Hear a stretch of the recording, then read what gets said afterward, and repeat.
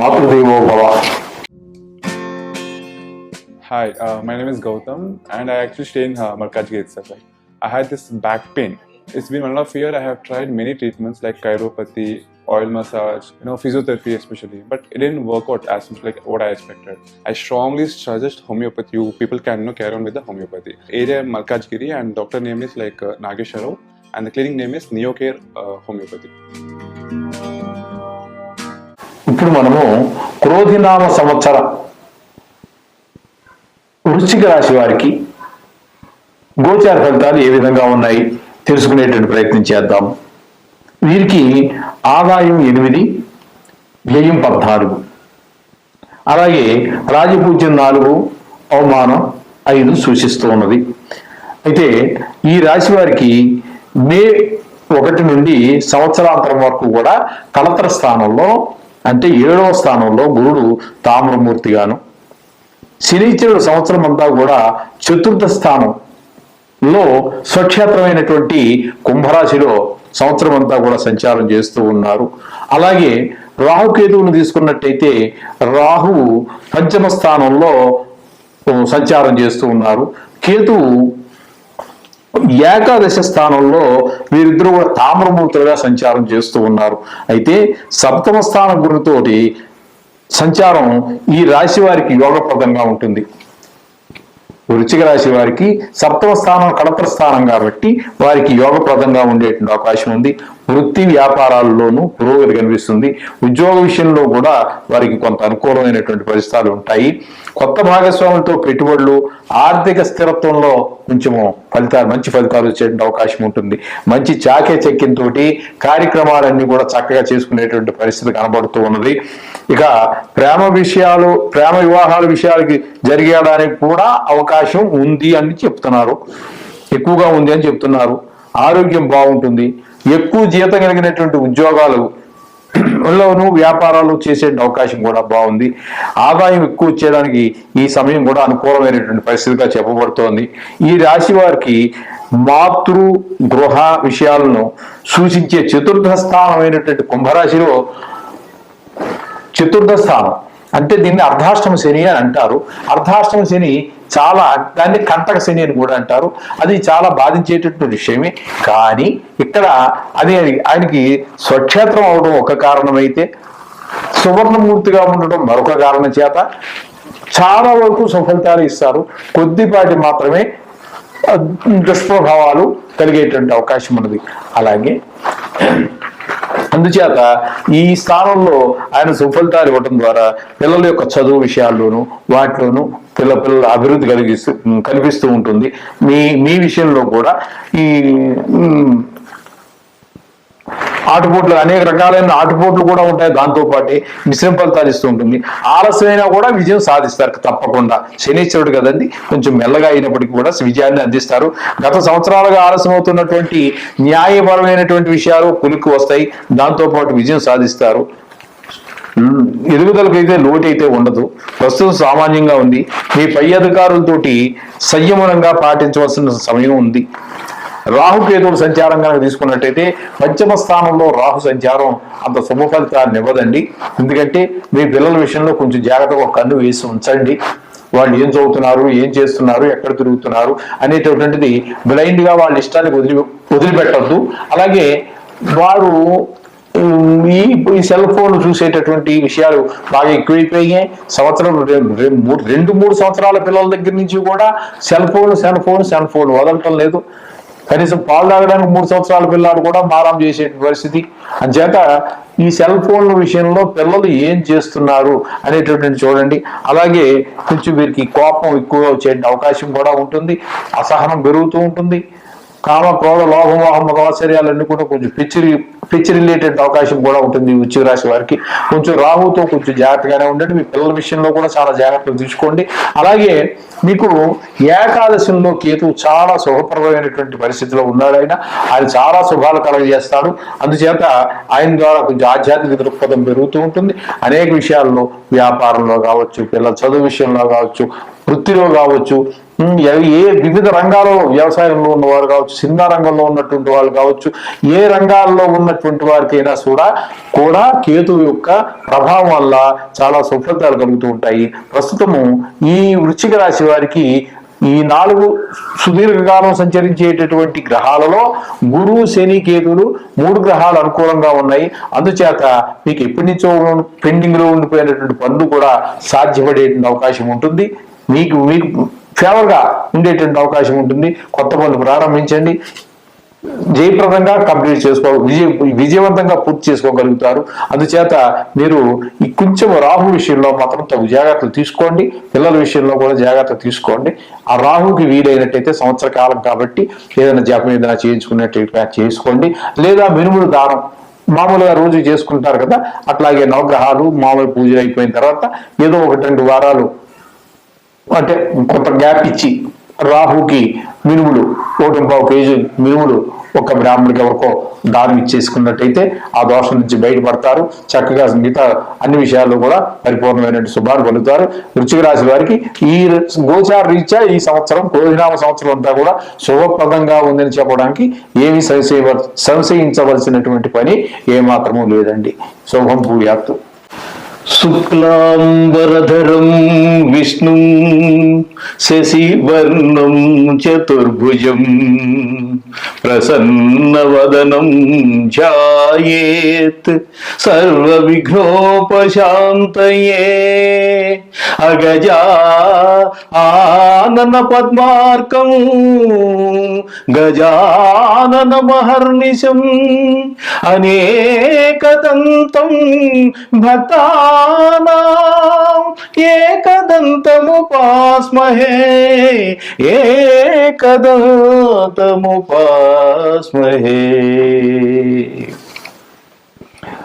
ఇప్పుడు మనము క్రోధినామ సంవత్సర పంచాంగ పఠనం చేసుకుందాము. ఈ క్రోధినామ సంవత్సరం అంటే ఏమిటి?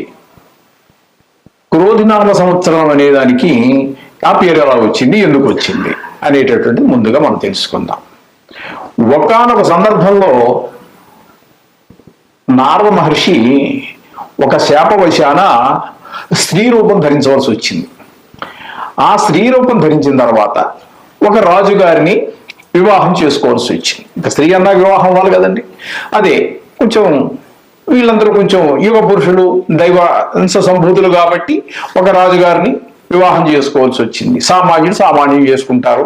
ఆ స్టేజ్లో మనుషులు ఆ స్టేజ్కి తగినటువంటి వాళ్ళని వివాహాలు జరుగుతూ ఉంటాయి మామూలుగానే. అసలు అక్కడక్కడ జరుగుతూ ఉండొచ్చు. కొంచెం తక్కువ గ్రేడ్లో ఉన్నటువంటి స్త్రీలను రాజుగారు వ్యామోహించడం, తర్వాత అవన్నీ జరుగుతూ ఉంటాయి. కానీ ఇక్కడ ఏంటంటే నారదుడు ఏంటంటే వాడు చాలా గొప్ప వ్యక్తి, మీకు తెలిసిన విషయమే.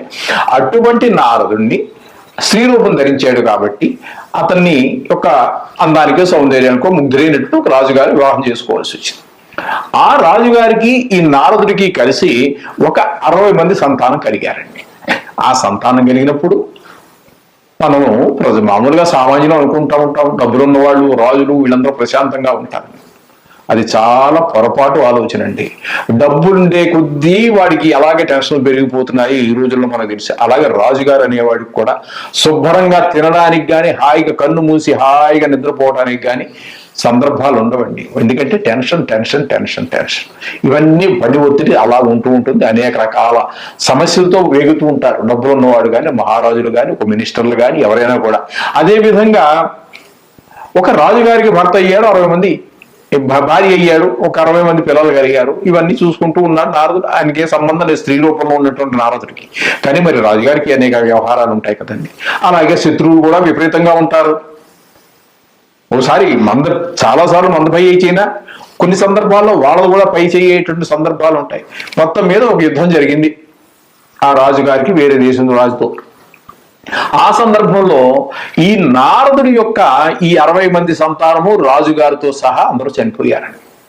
చనిపోతే ఈ నారదుడు బ్రహ్మ మానసపుత్రుడు ఏం చేస్తాడండి, మరి సాక్షాత్తు విష్ణుమూర్తి దగ్గరికి వెళ్ళి, బ్రహ్మ దగ్గరికి వెళ్ళి కానీ ఆయన తండ్రి గారే కదా నారదుడు, అక్కడికి వెళ్ళాడు, విష్ణుమూర్తి దగ్గరికి వెళ్ళాడు, ఇలా జరిగింది, నా పరిస్థితి ఏంటి, భర్త చనిపోయాడు, పిల్లలు చనిపోయారు, ఏంటి నా పిల్లలు నాకు ఫ్యూచరే లేకుండా భవిష్యత్తే లేకుండా అయిపోయింది, దీనికి ఏంటి పరిష్కారం, నా దుఃఖాన్ని నేను దిగమిప్పుకోలేకపోతున్నాను, జీర్ణించుకోలేకపోతున్నాను, అందుచేత ఇది నా పరిష్కారం చెప్పండి స్వామి, నా పిల్లల్ని నేను చూసుకునే విధానం అని చెప్పేసి ప్రాధేయపడడం జరిగింది. ప్రాధేయపడితే అప్పుడు విష్ణుమూర్తి ఆయనకి వరం ఇచ్చాడు, నీ పిల్లలు చనిపోయినప్పటికీ కూడా ఈ సృష్టి ఉన్నంత కాలం కూడా వారి యొక్క ఈ 60 మంది యొక్క పేర్లు ఏవైతే ఉన్నాయో అవి 60 సంవత్సరాలుగా ప్రభవ, విభవ, శుక్ల, ప్రమోద ఇట్లా 60 ఉన్నాయి కదండి. మన చిన్నప్పుడు చదువుకున్నవి అందరూ.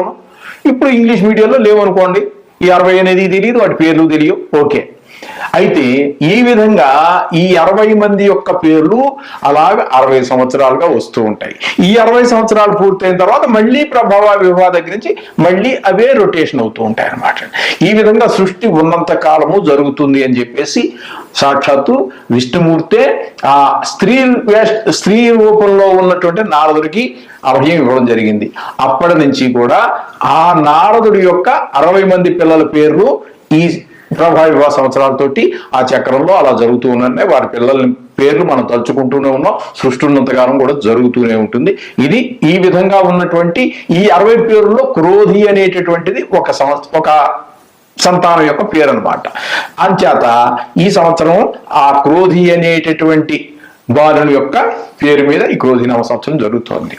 కొంతమంది ఎవరో చెప్పారనుకోండి, క్రోధినామ సంవత్సరం అంటే ఇప్పుడు ఈ సంవత్సరం గురించి కాదు నేను చెప్పేది, రాక్షసనామ సంవత్సరం ఎప్పుడో వచ్చినప్పుడు కొంతమంది చెప్పడం విన్నాను, నేను స్వయంగా నా చెబుతా విన్నాను.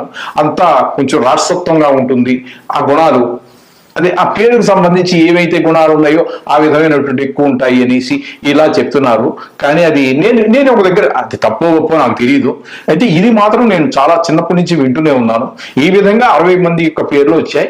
ఇప్పుడు ఆ క్రోధి అనేటటువంటి సంతానం యొక్క పేరుతోటి ఈ క్రోధినామ సంవత్సరం జరుగుతోంది. దీనికి క్రోధానికి సంబంధం లేదండి. ఈ క్రోధం, ఈ అందరూ క్రోధంగా ఉంటారు, ఇంకా ఆడవాళ్ళు, మగవాళ్ళు, పెద్దవాళ్ళు, పిల్లవాళ్ళు అందరూ కోపంగా ఉంటే ఏమవుతుందంటే ప్రపంచం తలకిందులైపోతుంది. ఇప్పుడు ఇంక కొట్లాట్లు వాటితోటి సరిపోతూ ఉంటుంది. చేత క్రోధినామ సంవత్సరానికి క్రోధానికి సంబంధం లేదు. ఈ నారదుడి యొక్క సంతానంలో ఒక సంతానం యొక్క పేరుగా నేను విన్నాను, అది మీకు తెలియజేస్తున్నా. ఓకేనండి. ఇక్కడ ఈ క్రోధినామ సంవత్సరం యొక్క పంచాంగం ఏ విధంగా ఉంటుంది అనేటటువంటి దాని గురించి మనం ఇప్పుడు తెలుసుకునేటటువంటి ప్రయత్నం చేద్దాం. అసలు ఈ పంచాంగం ఎక్కడి నుంచి వచ్చిందండి? వేదాలలోని చివరిలో మనకి షడంగాలు అని చెప్పేసి ఉన్నాయి. ఆ షడంగాల్లో జ్యోతిష్యం కూడా ఒకటి, దానిలో భాగం మాత్రమే ఈ యొక్క పంచాంగం. ఈ పంచాంగంలో షడంగాల్లో ఒక భాగం, ఇది కూడా వేదాంగంలోంచి వచ్చింది కాబట్టి ఇది కూడా వేదం కింద. దానికి ఎంత పవిత్రత ఉందో దీనికి ఎంత పవిత్రత ఉన్నది. ఇందులో చెప్పబడిన ప్రతిదీ కూడా చాలా పవిత్రమైనటువంటిది. ఇది తెలుసుకోవాలి. ఇది తెలుసుకోవాల్సిన బాధ్యత అందరికీ ఉన్నది కూడా. అందుచేత ఈ పంచాంగం అనేటటువంటిది ఏంటి? పంచ అంటే 5, అంగములు అంటే భాగాలు కలిగినటువంటిది. ఏంటవి? పంచాంగం అంటే తిథి, వార, నక్షత్ర, యోగ, కరణ, ఈ 5 కలిపి పంచాంగం అన్నారు. ఈ తిథి అంటే మన పాడ్యమి, విధియ, తదియ, చవితి ఇవి ఉన్నాయి కదండి. అలా చివరిదాకా కొంచెం 14 అయిన తర్వాత, చతుర్దశి అయిన తర్వాత శుక్లపక్షం కనుక అయినట్టయితే పౌర్ణమి వస్తుంది. పౌర్ణమి వెళ్ళిపోయిన తర్వాత నుంచి మళ్ళీ పాడ్యమి, విధియ వస్తాయి. చతుర్దశి వరకు మామూలు కంటిన్యూగా వస్తాయి. అక్కడ మళ్ళీ ఈ పౌర్ణమి ప్లేసులో మనకి అక్కడ అమావాస్య వస్తుంది. అక్కడికి ఒక నెల పూర్తవుతుంది అనమాట, ఒక మాసం పూర్తవుతుంది. ఈ విధంగా తిథి అనేటటువంటిది ఆ విధంగా జరుగుతూ ఉంటుంది. ఈ తిథులు ఎలా ఏర్పడ్డాయని పంచాంగంలో చాలా ఉన్నాయనుకోండి, అవన్నీ చెప్పుకుంటూ పోతే ఎక్కడికో వెళ్ళిపోతాము, సబ్జెక్ట్ ఎక్కడికో దాటిపోతూ ఉంటుంది. సూర్యచంద్రుల యొక్క దూరాన్ని బట్టి తిథులు వస్తూ ఉంటాయి. ఓకే అండి. ఆ విధంగా దూరం సూర్యుడికి ఆయన ఇద్దరు కలిసి ఒకే దగ్గర ఉన్నారనుకోండి, ఆ రోజు అమావాస్య అవుతూ ఉంటుంది. ఆయనకి సూర్యుడికి 180 డిగ్రీల్లో కనుక చంద్రుడు ఉన్నట్టయితే ఆ రోజు మనం పౌర్ణమిగా పరిగణిస్తూ ఉంటాం. పూర్ణ చంద్రుడు, మొత్తం పూర్తి చంద్రుడు మనకు కనిపిస్తూ ఉంటాడు. చక్కటి వెన్నెలు ఉంటుంది. ఆ వెన్నెలు చూస్తేనే చాలు మనసు పరవశించిపోతుంది. అంటే ఇప్పుడు ఈ కాలంలో పరవశించిపోయేదానికి కరెంటు దీపాలు వచ్చేసాయి. అసలు చంద్రుడినే హైదరాబాద్లో చంద్రుడు కనబడటం అనేది ఒక గగనంగా తయారైంది. ఆ చంద్రుడిని మా చిన్నప్పుడు మా బాల్యంలో మీలో కూడా చాలా మంది పెద్దవారు ఉన్నట్టయితే చూసి ఉంటారు. ఆ పల్లెటూరులో ఆ వెన్నెల్లో ఆడుకోవటం ఏంటి, అది ఒక రకమైన మనసుకు ఆహ్లాదం. ఇంకా అంత ఆహ్లాదాన్ని ఇచ్చేది మరి దానికంటే ఎక్కువ తక్కువ వేరే వెరైటీ కావచ్చు, కానీ వెన్నెలలో ఉన్నటువంటి ఆ సౌందర్యం, అందులో బాల్యంలో ఆడుకున్నటువంటి ఆటలు అవన్నీ కూడా చాలా చక్కటి మనిషికి సుధాకరుడు అంటే ఆ వెన్నెల్లోనే ఒక అమృతం ఉంది అని చెప్పేసి మన కవులందరూ చెప్పారు. అది యథార్థం అనిపిస్తుంది కూడా. అది చూసిన వాళ్ళకి ఈనాటి జనరేషన్, కొత్త జనరేషన్ మనం చెప్పలేము, కానీ పాత వాళ్ళందరూ అనుభవించారు. అంత చక్కటి అనుభూతులను మేము కూడా అనుభవించాము. ఆ విధంగా చంద్రుడి యొక్క వెన్నెల అంత గొప్పగా ఉంటుంది. ఇది తిథికి సంబంధించినటువంటి విషయం. ఇక వారం. ఈ వారం అనేటటువంటిది అంటే ఆదివారము, సోమవారము, మంగళవారము, బుధవారము, గురువారము, శుక్రవారము, శనివారము. ఏమండి ఈ వారాల యొక్క పేర్లు ఇవేంటివి? మనకి నవగ్రహాలలో రాహుకేతువులు ఛాయాగ్రహాలను మనం చెప్పుకుంటున్నాం. వాటిని తీసి పక్కన పెట్టినట్టయితే ఏ వరుసలో మనకి ఆదివారం, సోమవారం ఉంచాయో అవే నవగ్రహాల యొక్క వరుస కూడా అలాగే ఉంటుంది. ఆది అంటే సూర్యుడు, ఆదిత్యాయ సోమాయ, సోమ అంటే చంద్రుడు, ఆదిత్యాయ సోమాయ, మంగళాయ కుజుడు, దాన్నే మంగళుడు అంటున్నాం మనం. ఆదివారము, సోమవారము, మంగళవారం, ఈ విధంగా ఆ నవగ్రహాలు అంటే 7 గ్రహాల యొక్క రాహుకేతులు పక్కన పెట్టండి. తెలిస్తే ఆ 7 గ్రహాల యొక్క పేర్లే వీటికి వచ్చినాయి, వీటి పేర్లే వాటికి వచ్చినాయి. అంచేత వీటిని తిది వారం, నక్షత్రం అశ్విని, భరణి, కృతిక, రోహిణి, ఇవి 27 ఉన్నాయి కదండి. ఇవి మనకి నక్షత్రాల యొక్క పేర్లు వీటి. అలాగే యోగము, కరణము ఇవన్నీ కూడా ఉన్నాయి. వాటిని మనం పెద్ద ఇంపార్టెంట్గా మన వాళ్ళు కూడా సంకల్పంలో చెప్పటం లేదు. అయితే ఇవన్నీ వినడం వల్ల మాకేంటి ప్రయోజనము అని చెప్పేసి కనుక మనం చూసినట్టయితే వాటి మన ప్రయోజనం లేకుండా ఏది చేయం కదండి. ఏం చేసినప్పటికీ ఒక ప్రయోజనం కావాలి మనిషికి. అటువంటి ప్రయోజనం ఏంటి అంటే మనకి ఇక్కడ ప్రయోజనం చెప్పారండి పెద్దలు, మనకు తెలియజేశారు. ప్రయోజనం ఖచ్చితంగా తెలియజేశారు.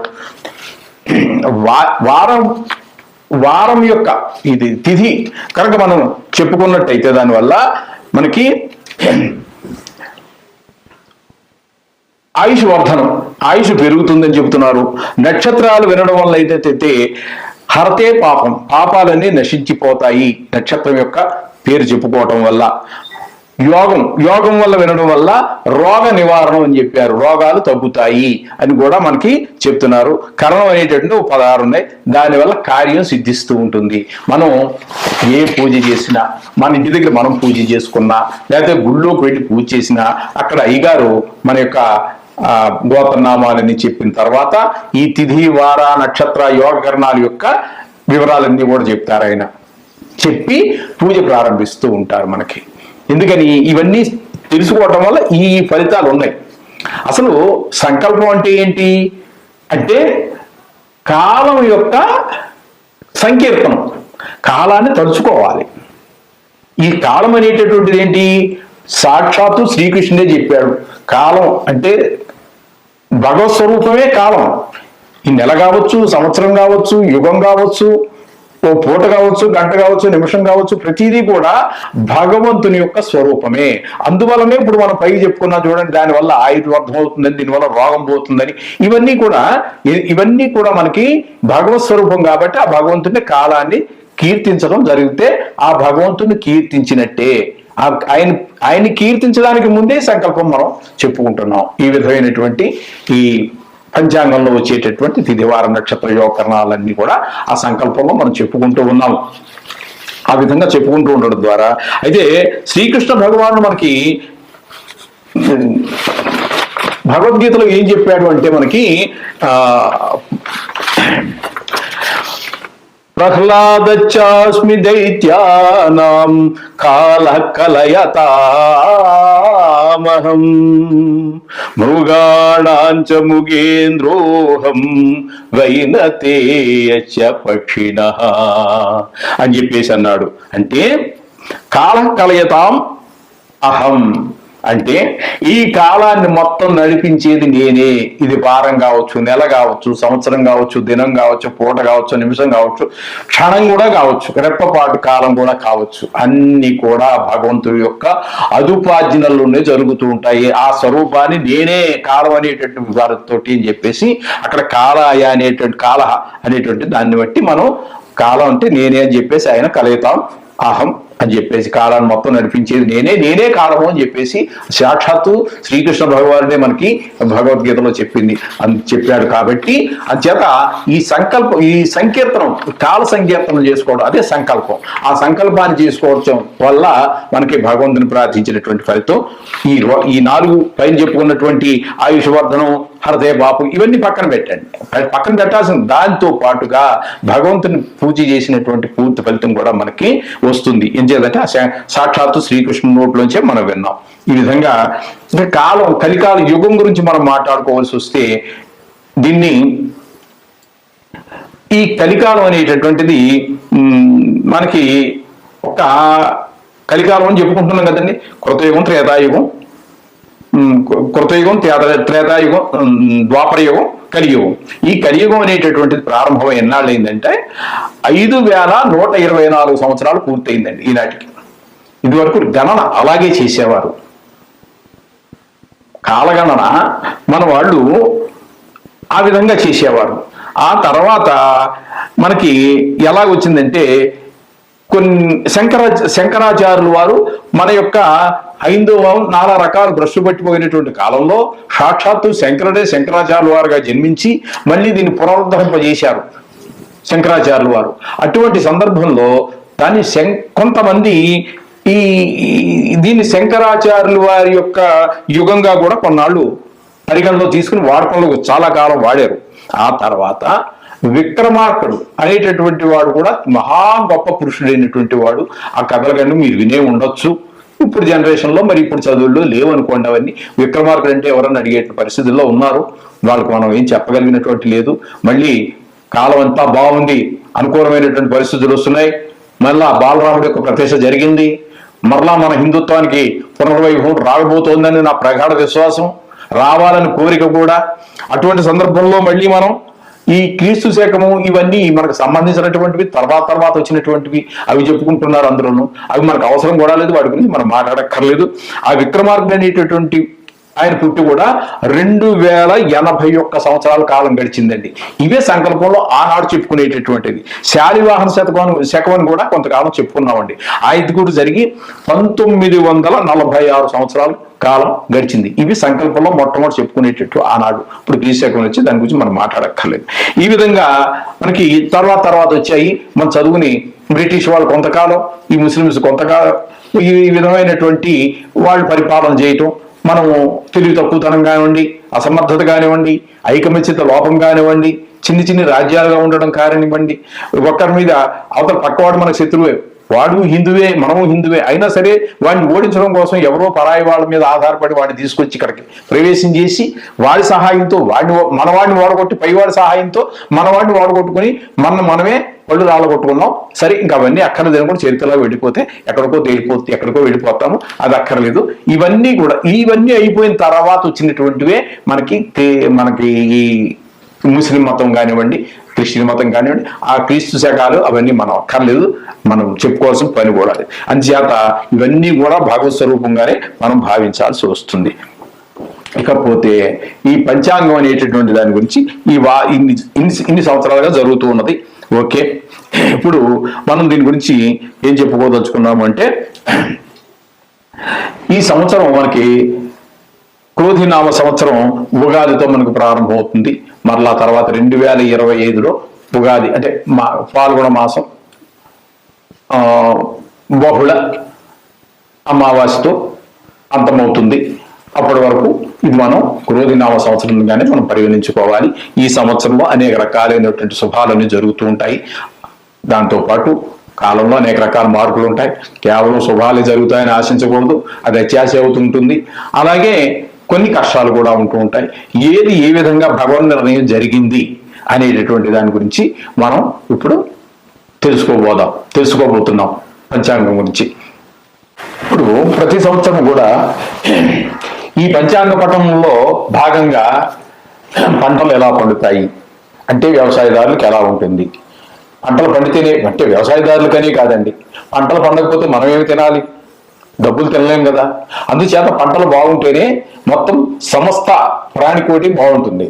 అందుచేత పంటలు ఏ విధంగా పండుతూ ఉంటాయి, అందులో ఏ పంటలు ఎక్కువగా పండుతూ ఉంటాయి, ఏ పంటలు కొంచెం సరి అయిన ధర రాదు, తక్కువగా పండుతాయి, ఇలాంటి విషయాలు.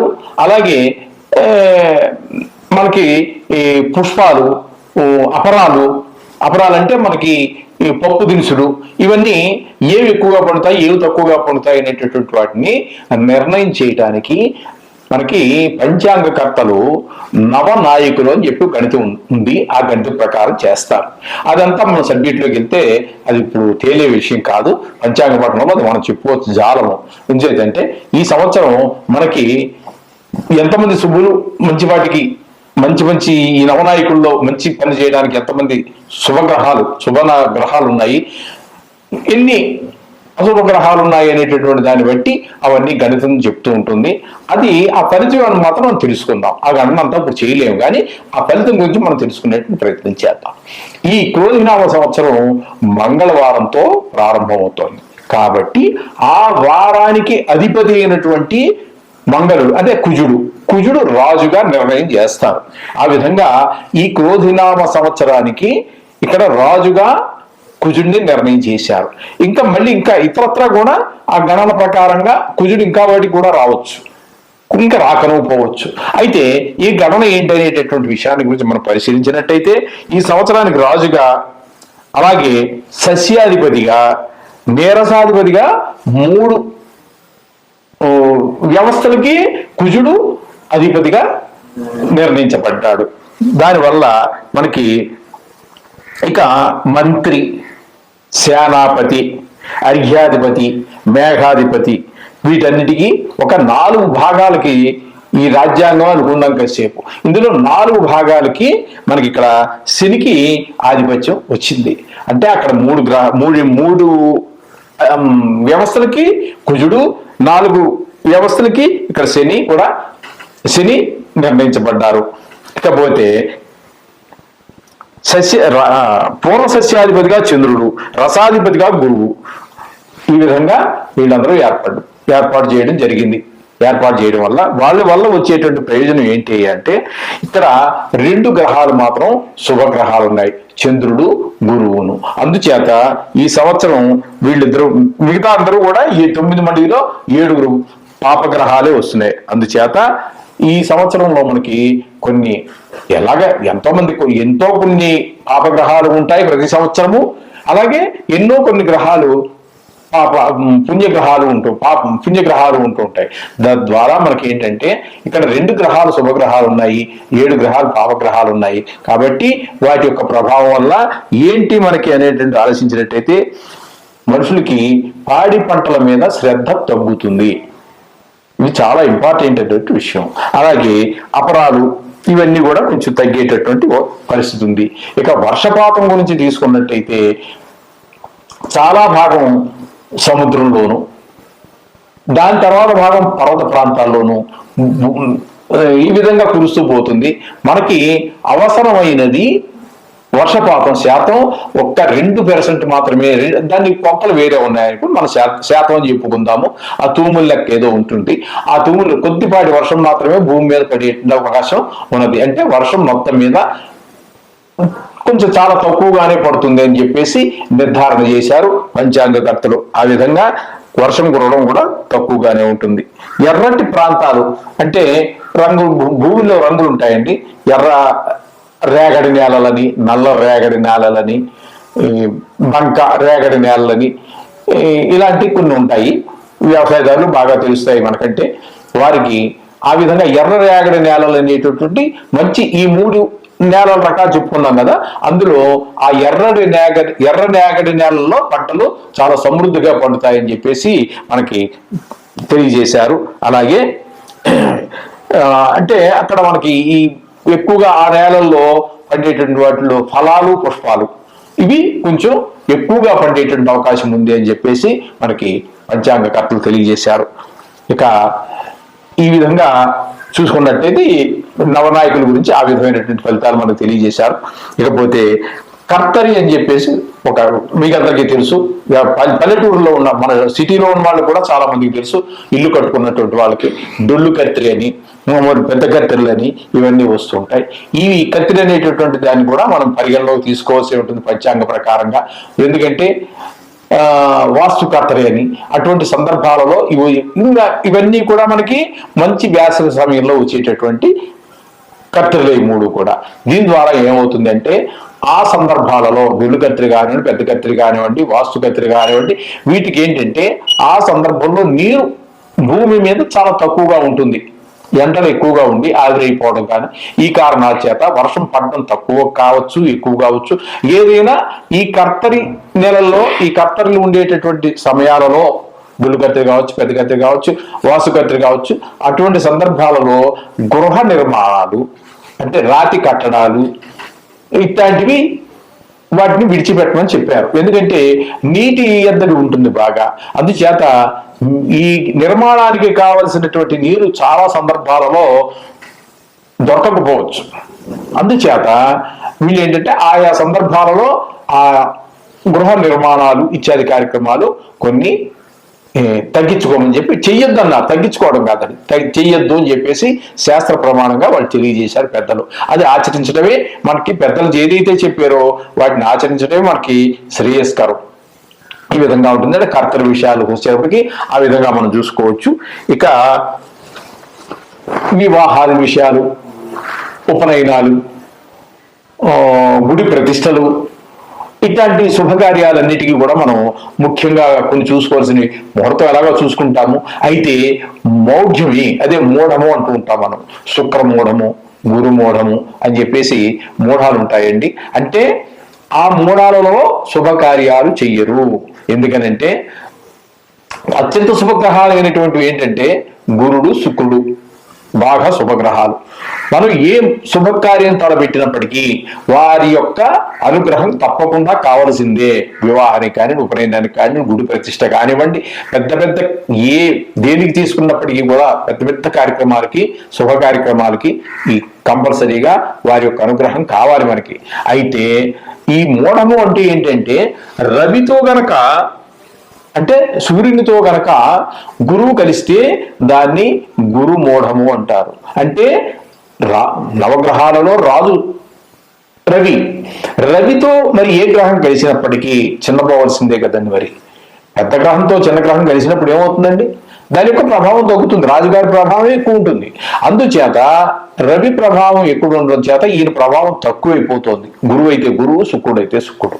అందుచేత ఆ రెండు మూఢాలు వచ్చినప్పుడు ఏ విధమైనటువంటి వివాహ, ఉపనయన, గృహ ప్రవేశ, గృహ ప్రారంభ, గుడి ప్రతిష్ట ఇట్లాంటి శుభకార్యాలన్నీ చేపట్టరు.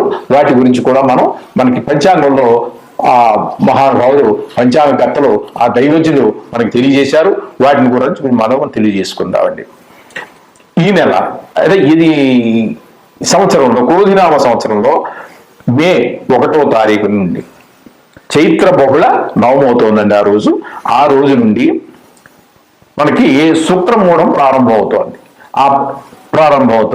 ఆ ప్రారంభమైనటువంటి శుక్రమూఢం మళ్ళీ మనకి ఎప్పుడంటే 7వ నెల 7వ తారీఖు 2024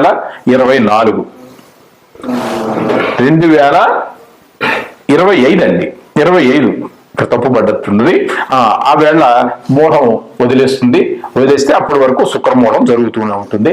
ఆ శుక్రమూఢంలో మనకి వివాహాది శుభకార్యాలు 24 24 తప్పుపడలేదు, రైటే. 7 అంటే 7వ తారీఖు 7వ నెల 2024 అంటే ఆషాఢ శుద్ధ విద్య ఆ వేళ ఆదివారం అవుతుంది. ఆ రోజు వరకు శుక్రమూఢం ఉంటుంది. అది చేత శుభకార్యాలు జరగవు. ఇక గురుమూఢం గురించి మనం తెలుసుకున్నట్టయితే ఇక్కడ 5వ తారీఖు 5వ నెల 2024 నుండి గురుమూఢం ప్రారంభమవుతోందండి. ప్రారంభమై మళ్ళీ 1వ తారీఖు 6వ నెల 2024 ఆ రోజున గురుమూఢం వదిలేస్తుంది, అయిపోతుంది. అట్లాగే మరలా శుక్రమూఢం 18వ తారీఖు 3వ నెల 2025. ఇది కొంచెం గుర్తుపెట్టుకోండి. 24, 25 కన్ఫ్యూజ్ కావద్దు. నేనే కన్ఫ్యూజ్ అయ్యాను, అట్లా మీరు కూడా కన్ఫ్యూజ్ కావద్దు. 18వ తారీఖు మార్చి నెల 2025 ఆ రోజున మళ్ళీ శుక్రమూఢం ప్రారంభమవుతోంది. అదే నెలలో 28వ తారీఖు 3వ నెల అంటే మార్చి నెల 2025న శుక్రమూఢం మొదలుపెట్టేస్తోంది. ఈ సందర్భాలలో వివాహాలు కానీ మనం చెప్పుకున్నాం కదండి, శుభకార్యాలు, వివాహాలు శుభకార్యాలు ఇవి కానీ జరగవండి. ఇది మీరు ఎలాగా శుభకార్యం చేసినప్పుడు పంతులు గారు మీరు తప్పకుండా కలుస్తారు, మీ పంతులు గారు కూడా తెలియజేస్తారు. కానీ ఇప్పుడు చెప్పుకున్నవి చెప్పుకోవాలి ఈ సందర్భంలో మనం. అప్పుడు విషయం అప్పుడు ఎలాగా మీరు ఖచ్చితంగా పంతులు గారిని కలుస్తారు, పంతులు గారు ఎలాగా తెలియజేస్తారు. కానీ మనం పంచాంగపట్నం చెప్పుకుంటున్నాం కాబట్టి మనం ఖచ్చితంగా ఈ విషయాలన్నీ కూడా మనం ప్రస్తావించుకోవాల్సి ఉంటుంది. అదేవిధంగా ఇక్కడ మీకు పుష్కరాల గురించి కూడా మనం మాట్లాడుకోవాలి. ప్రతి సంవత్సరం కూడా ఏదో నదికి మనకి పుష్కరాలు వస్తూనే ఉంటాయి. 12 నెలలకి 12 రాసులు కదండి మనకి రాశిచక్రంలో 12 రాసులు ఉంటూ ఉంటాయి. అంచేత ఆ విధంగా 12 సంవత్సరాల్లోనూ కూడా అంటే ప్రతి సంవత్సరం కూడా ఏదో నదికి మనకి ఈ పుష్కరాలు వస్తూనే ఉంటాయి.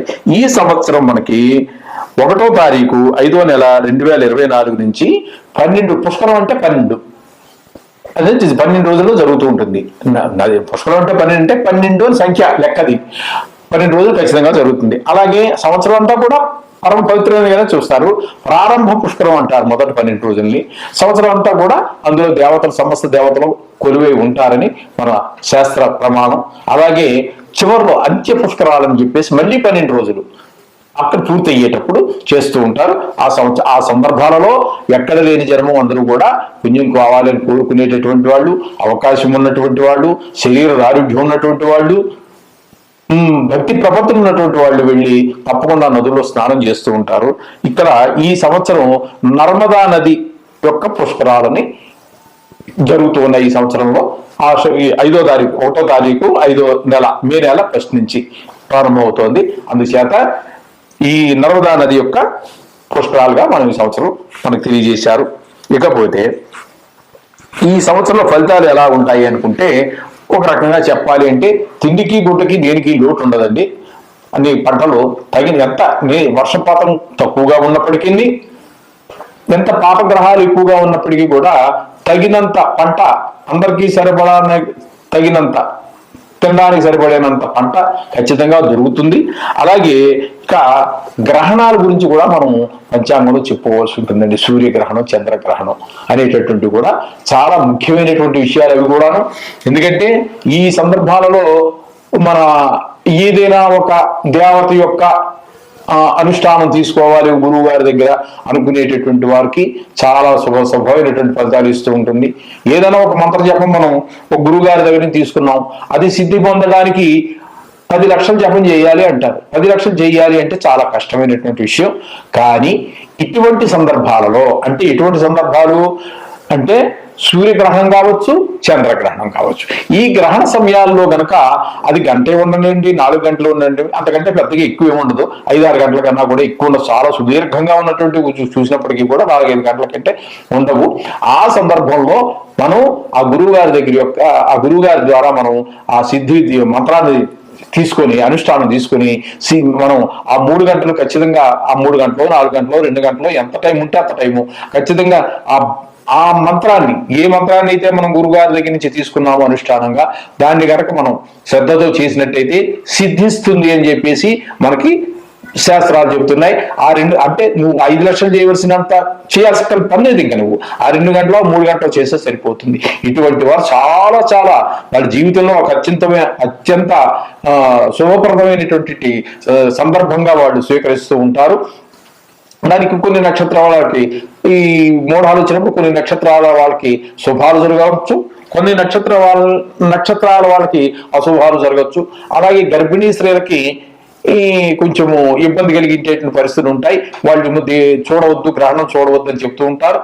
మనకి చంద్రగ్రహణం అనేది సామాన్యంగా రాత్రి వేళ వస్తూ ఉంటుంది, సూర్యగ్రహణం అనేది పగల వస్తూ ఉంటుంది. సూర్యగ్రహణం ఇంచుమించుగా మనకి అమావాస్య రోజే వస్తూ ఉంటుంది, చంద్రగ్రహణం పౌర్ణమి రోజునే వస్తూ ఉంటుంది. ఆ తగిన మనకి ఎలాగ ఇప్పుడు మీడియాలు కూడా బాగా ఎక్కువైనాయి, టీవీలో చెప్తారు, పంతులు గారు చెప్తారు. అందుచేత వాటిని తగిన శ్రద్ధలు తీసుకోండి. వాళ్ళు ఏ రాసుల వాళ్ళు, ఏ నక్షత్ర వాళ్ళు జాగ్రత్తలు తీసుకోవాలో చెప్తున్నారు, అవన్నీ వారు పాటించండి. కొంతమంది ఈ మధ్యకాలంలో మా చిన్నప్పటికి ఇప్పటికి కొంచెం తేడా కనబడుతోందండి. ఏదో ఈ రాశి వాడు, ఈ నక్షత్రం వాడు చూడద్దు అన్నట్టుగా చెప్పేవారు.